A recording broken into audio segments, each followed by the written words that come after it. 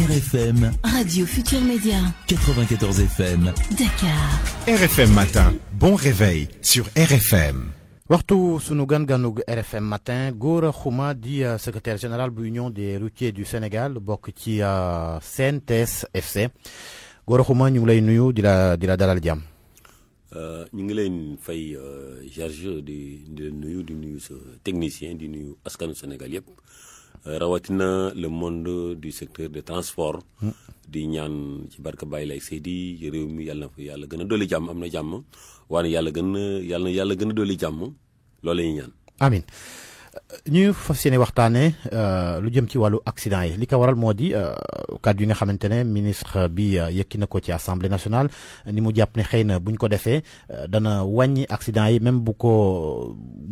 gàntalul yëpp sax bokk ci tere transport interurbain ci yenn waxtu yu ci guddi loolee ndax mën na xeex accident. waaw xam nga répétition la ci moom ndax ñu bari yaakaar nañu ne assemblée naka la ko ci ko waxee. xam naa ne information bi nit ñi surtout au niveau de la presse ñu ngi ko amee bi mu demee assemblée pour son budget. wax na ko foofu une déclaration officielle mais wax na ko ci réunion boo xam ne bii il avait convoqué tous les acteurs. du transport mu wax bëgg-bëggu bi ministère bi am. te jot ndigal li ci gouvernement bi. loolu nag tontu bi foofu la woon. ndax waaw ba déet ci kanam ministre bi la woon mu yóbbaale ko assemblée mais tontu amuloon foofu mu def déclaration jàpp ne moo gouvernement bi ñu jàpp ne bu ñu arrêté liggéey bi ci guddi gi ci wàllu transport en commun yi dina wàññi accident yi effectivement. nit ki da ngay essayé. am na ay propositions yu mu teg ci wàll woowu donc ñun ay techniciens lañ ci à la matière moom am na ay techniciens ñun ñu war nañoo mën a toog waxtaan en tout cas but bi mooy wàññi accident. te accident moom lépp loo xam ne ñi nga jàpp ne mën na kaa wàññi nit ñi duñ ci xëccoo ak loolu. c'est-à-dire que bu mu nekk rek benn proposition jàpp ne loolu rek mooy li régler problème accident yi dama koy chaque jour. cible bi buñ ko jëlee rek kal ko ci conducteur bi yem foofu accident du fi jógee accident bi c'est un ensemble c'est une chaîne dañuy xool li nga xamante ni moom la conducteur bi am ci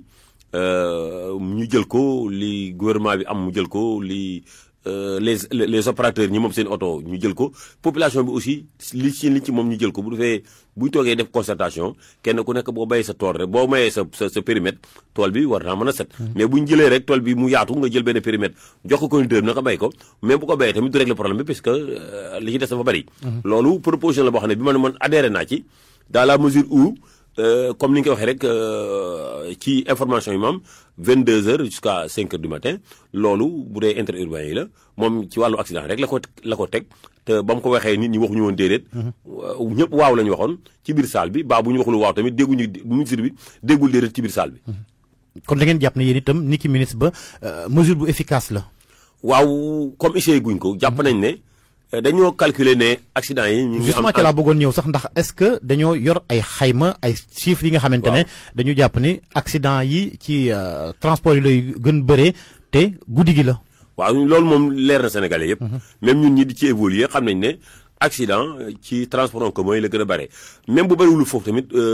taux bi. de mortel bi ou bien taux muy accident corporel bi foofu la bare puisque yeneen oto yi mu dee oto bu ndaw la 3 personnes 4 personnes la yëpp bu dee camion bi 2 personnes la yëpp donc bus bi 7 places bi minicar bi njaganjaay bi ñoo yëpp la petite masse donc foofu bu accident amee rek dafay marqué. dafay marqué kon ñi nga gis ne guddi gi la ëppee surtout fajar gi accident yi ëpp ci Sénégal yëpp fajar gi la donc dafa mel ni nelaw ba bëgg a nelaw am na ci côté boobu ñu ne kon heure boobu nañ ko arrêté bu ñu ko arrêté essayé ko ñu xool parce que chauffeur bi amul intention jóge si këram pour lor kenn kon bu ñu nee heure bii sàngam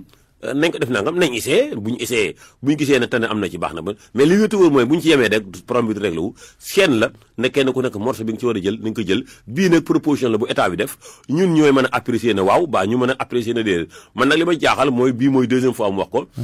mu am commentaire puisque yéen yi dimbale nit ñi yéen presse bi yéen a ko relier nit ñi mais wax naa leen te li may wax nit du ko dindi ministre bi avant ma koy wax assemblée oote na réunion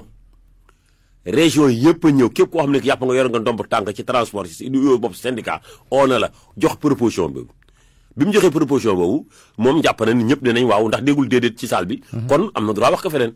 bu fekkoon dafa déggoon déedéet nag ci salle bi kon peut-être du ko waxaat feneen baa bu ko wax feneen dina wax ne transporteur d'accord uñu mais bi nga ko waxee déggul benn yoon déedéet bu déggul waaw tamit déggul déedéet yéen bés ba bi ab proposition la ndax yéen itam ndax yéen la ñu gën di joxoñ baaraamu tuuma transporteurs yi ci accident yi wala boog yi ci gën bëri yéen ban proposition ngeen di joxe ndax jot na itam yéen ngeen di saytu di xool lan moo mën a wàññi accident yi. waaw loolu xam nga boo gisee am na jamono wax doon naa ci xeex ba dem ci grève ci poñ yooyu bokkoon na ci muy wàllu permis à point xam nga boo demee ñun ñu ne permis à point bu ñu ci yemee dafay gën a yokk accident bi gën a yokk corruption bi ñu ne attends wax na am na benn séminaire. naka la mën a yokkee corruption. waaw kay xam nga. bu ñu jëlee exemple rek ci pèse acier yi am fii maanaam fi ñuy peese camions yi. xam nga booy dem jam ñaa jógee di nga gis foo xam ne fii dañ fay peese camions yi ñu ne machine bi moom mooy détecté poids mooy détecté gabarit léegi oto bi ñëw yéeg machine bi ne kat yab nga poids normal bul fay dara ou bien yab nga poids anormal kon gouvernement bi ne na nga fay temps nga fay ko ou bien sa gabarit am nga gabarit normal dépassé ko 4,50 doo fay dara ñu bind la këyit ou bien dépassé nga ko da ngay fay gouvernement nee nga fay nangam nga fay ko ñu jox la sa document ba fayoo ba nga fay ñaar yëpp benn la nga dem ci dawal buur di ko woon këyit goo nga xam ne moom la jël ci machine bi mun a sama yónniku ci man agent la li ma gis sama bopp laay xool samay bët li ma may loolu waral ñu ne même appareil yëpp bu ñu ko génnoon teg bi tamit ñoom mën nañoo wax ne suñu yónniku ci maanaam man ngay daw ñu xool la baa nga ñëw en tout cas daal bu ñu jëlee testé ci machine bi ci pièce acier bi machine moo taxaw du nit ordinateur nga yéeg ñu génne sa poids génne sa gabarit bu normalement doo fay dara ñu jox la këyit na la RAS boo fekkee da ngaa def pénalité da ngay fay bala nga faa jógee nga yore si document xam nga loolu te imam wax ko bu fekkee ne nag gis nañ ne policier yi ba gendarme bi boo ko wanee këyit nga mën a sama yónniku ci kon ñu ne nag attends kon bu appareil ñëwee ñuy xool vitesse ba ñuy xool alcootique ay mel kooku moo ko defee mu tamit sama yónniku ci loolu lañ ciy daw moo tax ñu ne gisuñu lu day suñu xel bi ci des tamit du lu war a régler problème même bu ñu jëloon jaasi ba paaka teg ci yoon wi na ko def accident ñu rendi la saa yi boo yow a gis accident wax naa ko ci benn séminaire sur la mobilité urbaine nee naa d'abord ñu bëri njël taux bi ñu génne fii ne le bac bulletin d'analyse action corporelle bi ñu ne par exemple ñu ne 500 morts mais ñu yàpp nañ ne ay oto yu dalantale déedéet li ci ëpp genn wàll gi laa wax lépp ay piétons la ay piétons la te c'est les grandes villes xam nga li indi nit ñooñu dee piétons yi fi ñu waroon a jaar muy les trottoirs wax naa ko tous les maires ont été conviés ak ci benn séminaire. waaye boo gisee ab accident reyandoo lu toll ci 20 nit wala mu tegu xam nga loolu. waaw d'accord piéton la mais bis bu set ne piétons yi lu ëpp loolu dee. lu ëpp loolu dee c'est-à-dire que dafa am accident extraordinaire boo xam ne bii bu fukki nit deewandoo rek mu am commentaire mais dama ne la oto yi ñu ngi fël ay nit ci yoon wi. te du am commentaire lu ëpp loola c'est-à-dire que loolu la ñu war a xool bu ñu xoolee bu ñu déglu sapeur pompier yi ñuy def des déplacements pour sauver les gens la bu ñu xoolee seen li la ñuy wax moo ëpp importance mooy yoon yi dañ kaa war a yaatal moo am sens puisque 1960 Georges ba tey jii 6 mètres 50 7 mètres moo fi ma rek ba léegi nga xool ne 1960 ba léegi ñaata oto ñoo fa yokku te bi la dimensionnement tali bi benn règle la loolu tamit il faut ñu gouvernement xam nañu def effort mais il faut mu yokk ko xam ne parc bi moo yokku kon tali dañoo war a yokku dur des routes séparées moo mën a am dama ne trop gouvernement kii les maires la trottoir bi nit ñu yow nga war faa jaar ma war faa jaar nga dem jaay ko benn waaye muy jaay ci kaw tali bi yore juuteem occupé trottoir bi man ak yow baa ko mel ne ñun ñu jaar ci kaw tali bi oto fil ñu comptabiliser ko bu at mi dee ñu ne si aussi rey nañ nangam mbaa def nañ nangam non am na ci loo xam ne lii. loolu yaa ngi ko bëgg a teg jaaykat yi waaye. non du jaaykat yi de non waxuma jaaykat dama ne maire yi ci boppam. maire yi ci boppam ñoo war a bàyyi trottoir bi non attends dama ne ñun waruñoo séq ak piéton ci kaw tali bi waruñu ko. ca laa bëgg a ñëw yéen doo leen yem ci seen tali da ngeen di yem itam bëgg gaare ci kaw trottoir bi. waaye mais loolu c'est pas normal xam nga dama ne trottoir pour piéton la moo xam jaaykat ba la moo xam oto la moo xam ku mënti doon kay yalwaan ku fa toog du sa cër oto mi ngi koy waare gaare ci chrono bi ci des construction tali bu nga seetlu ba léegi doo gis benn tali léegi bu ñu defar ba ngi ci accotement maanaam fu oto waare taxaw doo ko gis de doo ko gis gisoo ko fenn même bu oto paane ci kaw tali bi lay taxaw oto bu paane xoolal tali yi ma la wax nag yu bees yi ñu taxaw yëpp bu oto paane tamit ci kaw tali bi lay taxaw du am dañ koy yëkkati ba ci kaw dañ koy yëkkati ci kaw oto bu paane ci kaw est-ce que loolu tamit dina régler problème dañoo war a créer ay ay accotement yoo xam ne yow boo gisul loo xam sa oto man faa droite bu baax a baax bàyyi sa morom mën a jàll mais loolu lépp amul bi li am ak ñoo muy trottoir les grandes villes là yëpp maire yi ñoo ko loué ba ñu jaay ko ay yenn nit ñu occupé ko léegi nag piétons yi séddoo ak oto yi beneen bi gouvernement def ay passerelle yaa ngi fi mais gouvernement di xeex pour nit ñi am sensibilisation yi ci passerelle bi mais nit ñi duñ fa jaar dañuy jaar ci kaw télé bi te léegi loolu lépp nag dee yooyu yëpp bu amee da koy comptabiliser joxaat ko chauffeur si nga xam ne léegi tey Georges moo ne tax ne at mi 2017 kat y a 600 morts nga dégg ñu ne chauffeur sont indisciplinés fekk la ñu war a ràññee fan la accident yi bien vrai benn nit rek bu dee war naa tax nit ñëpp wax ruxuma na nag mbooloo mu dee mais dama ne kenn ku ne nga jël sa morceau trottoir yi nañ ko bàyyi ak piétons yi nañuy jaar ci passerelle bi beneen bi population am na wàlla wu rëy nga yor sa jur boo gisee ñuy bañ permis à point tali dañu leen war a sécuriser te yéen daal permis à point problème non attends li ñu wax man li ma wax boog dafa leer dama ne pays bi mu am c'est la France ñun dem nañ France gis ko na tali France yi mel na oto France yi mel ñu ne lii de bu ñu ko amee ñun dañ ko nangu ni ko tubaab bi nangoo dinañ ko nangu mais tali boo xam ne bii nag yi dañuy jàll fas yi dañuy jàll nit ñi di jàll scooter yi di jàll saa yi bu leen neexee loolu amul France les routes sont sécurisées nga xam ne wóor na ma la yow fi ngay jaar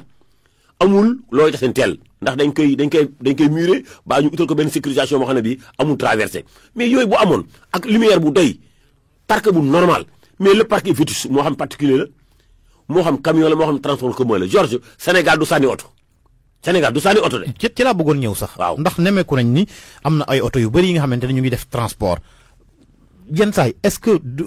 jekkul yéen ñi nga xamante ne yéen ay responsable syndicat yi ngeen sensibiliser ñi nga xam ne ñoom ñooy dawalkat yi au moins ñuy gaare yenn oto yi bu demee ba egg yenn âge yi wala. loolu gouvernement moo ko war a dama ne gouvernement loolu matuwaayu gouvernement est-ce que du responsabilité individuelle jël oto yi nga xamante ne daanaka. déedéet dama ne loolu gouvernement la boo xoolee dañu commencé renouveler tata yi. tata yi il faut nga indi Ndiaga Ndiaye bu màgget baa nga indi car rapide bu màgget ñu soog laa jox bu bees lu effort yooyu la gouvernement yi def parce que nit ku nekk la ngay demee marché la nga am moom ngay demee marché. bu ñu ne woon léegi Lagos du demati kenn du ko solati dañuy fexe ku solati Lagos ñu nangu ko jox la basin bu ko defee ku sol Lagos nag ñu war a wax ak yow kon gouvernement bi du may xaalis. amul droit di dawal oto yi nga xamante ne dara baaxu ci loolu itam dama ne gouvernement amul droit di may xaalis.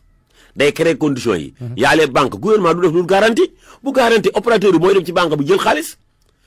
banque ba garantie au gouvernement bi la am ñu yombal ko ni muy liggéey dafay ñu renouveler parc transport de personne bi renouveler transport de marchandise bi parce que nit ñi bëgg nañ ko oto yi màgg yëpp ñu génne ko ci circulation bi indi oto yi bees man bu ko regee am nañ oto yoo xam ne tali boo xam ne dañ kaa sécuriser doo ko mën traversé am nañ parc bu normal ak signalisation bu normal ñiy joxe permis yi di ko joxe ci joxin boo xam ne bi jaaru na ñi joxe visite technique di ko joxe ci joxin wu jaaru man bu ko regee man d'accord naa permis à point ak ñi nga xamante ni itam ñoom ñoo nekk ci télé bi di dawal buñ leen jàppee ñu bañ a joxe bu fekkee ne sànq yaa ngi waxi corruption. waaw dama xam nga loolu beneen affaire la xam nga joxe bañ a joxe ci corruption te réglu problème accident man maa ngi ci ne oto bi. waaw mais buñ la téye ci dara ñu ne la lii jaarul yoon nga bëgg a génne dara ci sa poche joxe ko xam nga ne loolu mën nañ de dara. waaw mais loolu laa la wax dama ne man li ma d'accord loolu oto bi mel bañ naa ko manqué na. service de l'État bi nga xam ne fa lay jaar kooku moo war a xool oto bi ne oto bi baax na mu jox ko certificat d'aptitude na ko demal. ou bien oto baaxul mu ne ko duma la ko jox tànk defaroo ko lu foofu na bu fa jaaree normal kon du seen teg kenn sax ba mu koy wax dara maanaam joxe permis bi bu fekkee ne du ñëpp tamit am na ñoo xam ne ñi moom laisser-aller la ñooñu nag laisser-aller yooyu nag boo ci jaaree ba am sa permis doo ko respecté ci ñi nga xam ne dañoo jox visite technique bi bu dul ñëpp tamit am na laisser-aller oto dafa war a am ay normes bu baaxee na dem bu baaxu daa war a taxaw chauffeur bu mënee dawal naa dem bu doon daw xam nga li gouvernement bi def léegi na pour nga am transport en commun il faut nga am 30 ans boo amee pour nga am poids lourd il faut nga am 30 ans man jàpp naa ne loolu ay caaxaan la ndax yooyu dindiwul accident nañ xool ndax Georges mi mérité na am permis ci théorie ci pratique mat na même boo amoon 15 ans nañ la ko jox problème du problème âge problème mentalité la man góor xuma am 60 ans bu fekkee ne amaa ngi permis man maa def lu ma neex nga gis ko am 15 ans nekk responsable. waaw mais expérience bi itam ci la. non dama ne li ma lay wax daal dama ne. expérience baax na lool. ak responsabilité gi ndax mag mën na la jàpp ne permis bi xam nga permis bi. boo koy uti dama ne examen yi bu mënti doon avant nga dem CESTI day laa natt ba nga jàll ñu soog laa yóbbu nag CESTI nga defal la formation. tëboo rek génnal CESTI aussi jox la micro baa jox la caméra baa jox la bic dafa am fu lay jaar tàggat la ba wóor ma ne Georges mii mën na nga dem defi stage ba wóor na léegi tu as la pratique ñu soog laa mën a responsabiliser ngay wax ñëpp di la dégg loolu am ci transport Sénégal gi nga gis kuñ jox permis 8 heures du matin 8 heures ñu jox la sa permis 8 heures 30 nga dawal oto dem sa yoon mais loolu amul benn formation bu am séminaire yaa ngi du jéedu xaaj ñu koy def tamit amul benn ci yéen ñi nga xamante ne yéen a yor amul centre de formation yéen itam mënu leen di jàppale ñi nga xamante ñoom ñooy dawalkat ci wàllu formation non ñun ñu à notre niveau ñun amuñu moyen lu dul wax communication rek lañ am mais buñ bëggee def formation dañ koy def ci centre yoo xam ne yi dafa am matériel comme ni ñuy passé permis de conduire nga xam ne boo fa ñëwee ñu ne tableau bi lii la wax tableau bi lii la wax jox la oto ngay def loolu mooy formation di la wax psychologiquement nit ki comportement na la war a mel ñun fu ñu à notre niveau ñun nous ne sommes pas habilités à faire ça la ñun li ñu mën rek mooy sensibilisation non attends déedéet nous ne sommes pas experts à noonu loolu si àdduna mais formation du yóbbu seulement ci ab centre mën ngeen dajale ñi nga xam ne non loolu laa la wax théorie rek lay doon théorie rek lañ mën li forof lañ mën a yem mais am na yoo xam ne ñun mënuñu ko théorie rek lañ mën ci suñu xam-xam fi mu toll ñun la wax ñun ñi sax dañu war a former ñun ñi war a former waate dañoo war a former kooku ku ñu war a former nag sa formation keneen du wér dama ne gouvernement moo am ay cër ci réew mi ñu mën a former ay nit dañ former nit ñi. jërëjëf Gora Khouma secrétaire général Union des routiers du Sénégal. RFM Radio Futur Média 94 FM Dakar.